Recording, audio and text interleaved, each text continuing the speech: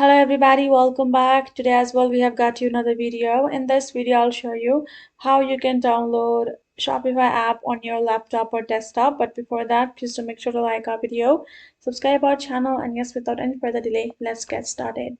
So for that, simply go ahead, open up your browser and type in Shopify as I've done.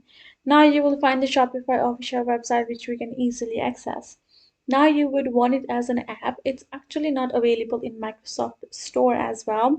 So what you gotta do is you gotta access the official website and go ahead, go tap on this three dot and then scroll and tap on this option of cast, save and share. Then tap on create shortcut and tap on create. You can see now the Shopify has been created right over there and it's in shortcut, and I can access the Shopify whenever I want. And I would most certainly find the Shopify right over here, and I can access it by simply tapping on it like the app I usually use. And that is basically it. So hope this video helped. Thank you so much for watching. I will see you guys in our next video.